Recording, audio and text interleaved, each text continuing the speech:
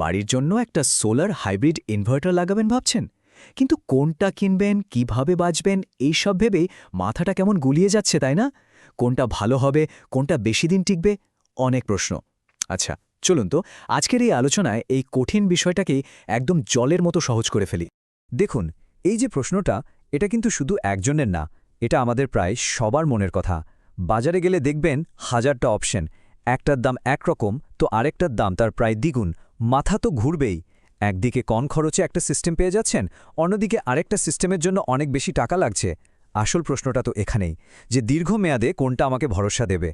ঠিক এই দ্বিধাটাকেই পরিষ্কার করার জন্যই আমাদের আজকের এই আলোচনা। তো এই যে এত কনফিউশন, এটা দূর করতে আমরা কয়েকটা ধাপে এগোব।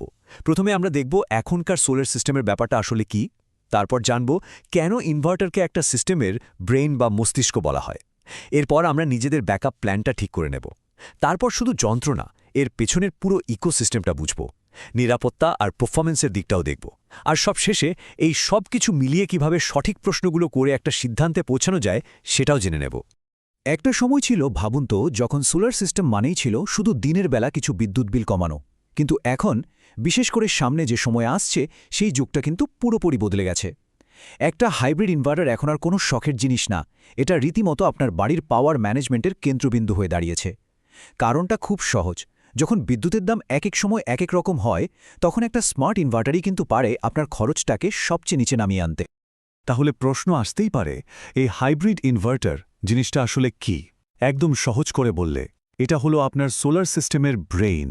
ঠিক যেভাবে আমাদের মস্তিষ্ক আমাদের হাত, পা, চোখ, কান সবকিছুকে কন্ট্রোল করে, একটা ইনভার্টারও ঠিক সেভাবেই আপনার বাড়ির বিদ্যুতের আসা যাওয়া, মানে পুরো ফ্লোটাকেই ম্যানেজ করে।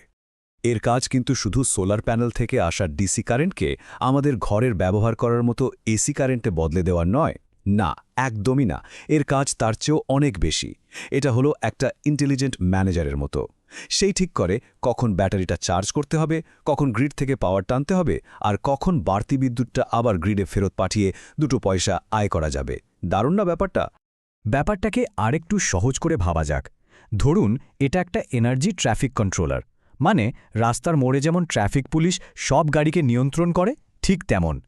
একদিকে সূর্য থেকে পাওয়ার আসছে, অন্যদিকে ব্যাটারিতে পাওয়ার জমা আছে, আবার গ্রিড থেকেও লাইন খোলা। তো ইনভার্টার কি করে? সে ওই ট্রাফিক পুলিশের মতোই একদম নিখুঁতভাবে ঠিক করে দেয় কোন পাওয়ারটা এখন আপনার বাড়িতে যাবে আর কোনটা ব্যাটারিতে গিয়ে জমা হবে। কোনো জ্যাম নেই, কোনো সমস্যা নেই। তো পুরো প্রসেসটা আসলে কিভাবে কাজ করে? বেশ সোজা। দেখুন, প্রথমে সোলার প্যানেলগুলো রোদ থেকে ডিসি পাওয়ার তৈরি করল। সেই পাওয়ারটা সোজা চলে আসে ইনভার্টারের কাছে, আর আসল খেলাটা শুরু হয় ঠিক এখানেই। ইনভার্টার তখন ডিসিশন নেয়, এই যে পাওয়ারটা এলো, এটা দিয়ে কি এখন সরাসরি বাড়ি চলবে, নাকি ভবিষ্যতের জন্য ব্যাটারিতে জমিয়ে রাখব, নাকি যা দরকার তার চেয়েও বেশি আছে তাই গ্রিডে পাঠিয়ে দেব। আর সবচেয়ে মজার ব্যাপার হলো, এই পুরো কাজটাই কিন্তু অটোমেটিক্যালি হয়। আচ্ছা, ইনভার্টার কিভাবে কাজ করে তা তো বোঝা গেল। এবার চলুন সবচেয়ে জরুরি প্রশ্নটা নিয়ে ভাবি। ধরুন গ্রিড বন্ধ হয়ে গেল, মানে সোজা কথায় লোডশেডিং হলো, তখন আপনার কোন কোন জিনিসগুলো চালু রাখাটা সবচেয়ে বেশি দরকার?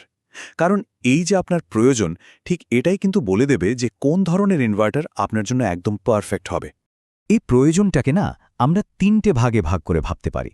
প্রথম ভাগটা হলো একদম না হলেই নয়, মানে লোডশেডিংয়ের সময়ে লাইট, ফ্যান আর ফ্রিজটা অন্তত চলতেই হবে। এরপরের ভাগটা হলো আরামদায়ক, মানে ওগুলোর সাথে হয়তো রান্নাঘরের কিছু জিনিস বা একটা এসিও চালাবার দরকার হতে পারে। আর ৩ নম্বর ভাগটা হলো পুরো বাড়ির ব্যাকআপ, যেখানে স্মার্ট লোড ম্যানেজমেন্ট ব্যবহার করে আপনার গোটা বাড়িটাই চলবে একদম চিন্তামুক্তভাবে। আচ্ছা, একটা জিনিস কি কখনো খেয়াল করেছেন?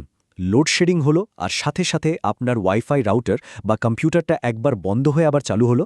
একটা জরুরি মিটিং বা অনলাইন ক্লাসের মাঝে এটা কি পরিমাণ বিরক্তিকর হতে পারে, তাই না? এর কারণ হলো ট্রান্সফার টাইম। সাধারণ ইনভার্টারে কারেন্ট চলে যাওয়ার পর ব্যাকআপ চালু হতে কয়েক সেকেন্ড লেগে যায়, কিন্তু ইউপিএস গ্রেড ইনভার্টারগুলোতে এই বদলটা হয় মাত্র কয়েক মিলি সেকেন্ডে। মানে এতটাই ফাস্ট যে আপনার কম্পিউটার বা রাউটার টেরই পায় না যে পাওয়ার চলে গিয়েছিল। যারা বাড়ি থেকে কাজ করেন বা ছেলেমেয়েদের অনলাইন ক্লাস থাকে, তাদের জন্য এটা যে কতটা জরুরি তার বলার অপেক্ষা রাখে না। একটা কথা মাথায় রাখা খুব দরকার, একটা ইনভার্টার কেনা মানে কিন্তু শুধু একটা বাক্স কিনে ঘরে আনা নয়। এটা অনেকটা অ্যাপেল বা অ্যান্ড্রয়েড ফোন কেনার মতো। আপনি আসলে একটা পুরো ইকোসিস্টেম বেছে নিচ্ছেন। আপনি শুধু হার্ডওয়্যারটা কিনছেন না, কিনছেন তার ভেতরে সফটওয়্যার, তাদের কাস্টমার সার্ভিস আর ভবিষ্যতে অন্য ডিভাইসের সাথে এটা কতটা সহজে খাপ খাইয়ে নিতে পারবে সেই ক্ষমতাটাও। সোজা কথায় এটা একটা লম্বা সময়ের সম্পর্ক। বাজারে যে বিভিন্ন ব্র্যান্ড আছে তাদের প্রত্যেকের কাজের ধরন বা ফিলোসফি কিন্তু আলাদা।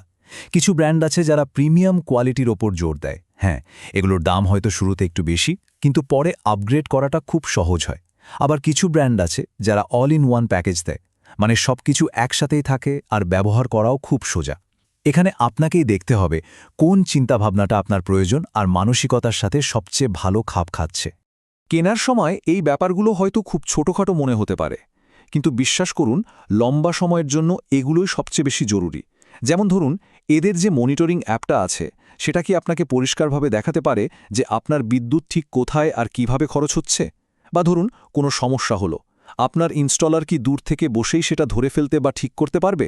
আর ওয়ারেন্টি ক্লেম করার প্রসেসটাই বা কতটা ঝামেলার?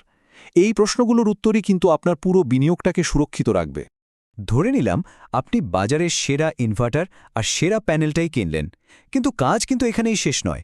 যদি ইনস্টলেশনটা ঠিকঠাক আর নিরাপদ না হয়, অথবা কয়েক বছর যেতে না যেতেই সিস্টেমের পারফরম্যান্স কমে যায়, তাহলে তো পুরো টাকাটাই জলে গেল, তাই না? এজন্যই চলুন এবার নিরাপত্তা আর লম্বা সময় ধরে ভালো পারফরম্যান্স পাওয়ার বিষয়টা নিয়ে কথা বলি। একটা চমকে দেওয়ার মতো তথ্য দিই। আপনি কি জানেন আপনার সোলার প্যানেলের উপর যে ধুলো ময়লা জমে তার জন্য পাওয়ার প্রোডাকশন প্রায় 60% পর্যন্ত কমে যেতে পারে? ভাবুন একবার। মানে আপনি যে টাকাটা বিনিয়োগ করেছেন তার অর্ধেকেরও বেশি ক্ষমতা নষ্ট হয়ে যেতে পারে শুধু ঠিকমতো পরিষ্কার না করার কারণে। দেখুন, সেফটির ব্যাপারে কিন্তু কোনো রকম আপোষ করা চলবে না, তাই কয়েকটা জিনিস অবশ্যই নিশ্চিত করতে হবে। 1. আপনার বাড়ির ছাদ কি প্যানেলের এই বাড়তি ওজনটা নিতে পারবে? এটা কিন্তু একজন ইঞ্জিনিয়ারকে দিয়ে চেক করিয়ে নেওয়াটা খুব জরুরি। 2. বজ্রপাত থেকে বাঁচার জন্য ঠিকঠাক ব্যবস্থা করা হয়েছে কি? আর 3. পুরো সিস্টেমের ইলেকট্রিক্যাল কানেকশনগুলো নিয়মিত চেক করা হচ্ছে কিনা সেটাও কিন্তু খেয়াল রাখতে হবে। এখনকার দিনের যে মডার্ন মনিটরিং সিস্টেমগুলো আছে সেগুলো কিন্তু শুধু ডেটা দেখানোর জন্য নয়, এগুলোকে বলতে পারেন আপনার সিস্টেমের পার্সোনাল ডাক্তার।